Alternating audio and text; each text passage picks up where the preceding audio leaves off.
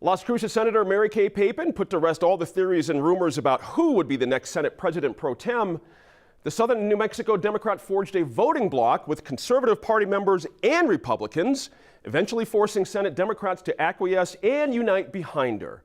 Now she wields her most important power, appointing senators to committees, crafting a gauntlet in which key bills have to pass by her people to get to the Senate floor.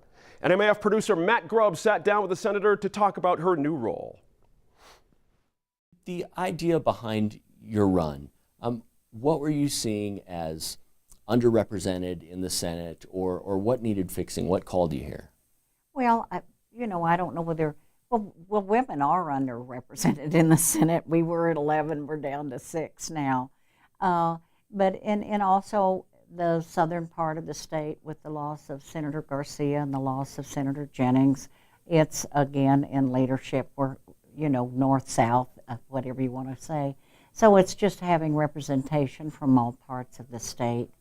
And also, I'm really fiscally conservative, and we're a little more conservative down south as well. But it was nothing. Senator Campos and I agree on most issues. Of course, not on all issues, but you don't agree with your family members on all issues. So that's really what prompted me to do this. And I was asked by quite a few people to do it, so that's what I did. As we spoke yesterday, you said, you represent the people who elected you, and it's important to give them a voice. Absolutely. The urban-rural split or the north-south split, how present is that in the legislature? Well, there's some of that, certainly. I think if you talk to Senator Griego, he talks about all his rural communities all the time. And though Las Cruces isn't rural, we're certainly surrounded by rural. We have lots of colonias. I think we have 37 of the 150 colonias in the state are right there in Doña County. So we have the rural part, even though Cruces is metropolitan. We're certainly not in Albuquerque by any stretch of the imagination. We're a thriving city, but we're not a huge city. And so we still do, and we have lots of farmers, so we still do have a lot of that rural atmosphere that surrounds us. Well, by the time constituents see this, the committees will likely be made up. But as you're putting together the committee chairmanships, are you after a little bit more of that representation? Well, I think, of course we want good representation on every committee, whatever we can do. And I don't see, really, I think we had good chairmen in the committees that we have. We'll have 3 new open positions because those chairmen aren't here anymore. But I think the chairmen that we've had in the past have been very good chairmen. And of course, that's up to the committee's committee, but I personally see no change in chairmanships.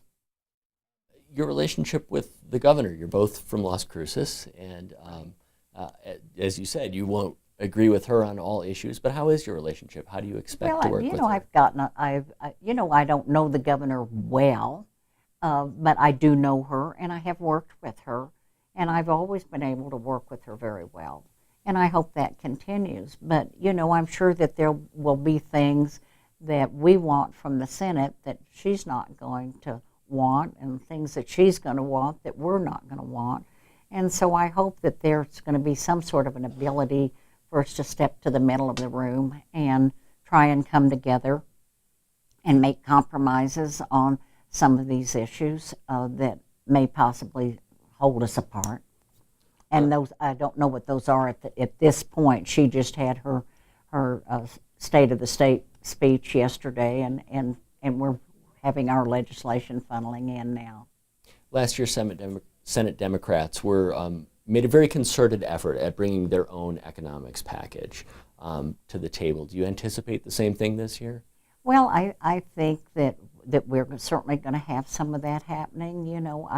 I sat on LFC and I was on Senate Finance, and so we already have an LFC budget out there that is very similar to the governor's budget. However, we're giving raises to the law enforcement and the motor trans above the monies that we're putting in there for raises for state workers, and I don't believe that that's in the governor's budget at all. So we're going to have some differences, and hopefully we can look at those and get those worked out. Senator Sanchez said today that he would like to see more than a 1% raise for state workers. Do you feel the same way, or do you feel like that's 1% well, you know is what? prudent? I'd like to see a bigger raise for all workers, but you know, it really comes down to money. So we have to look at the money, and we have to see what kind of dollars we have, where we can put them.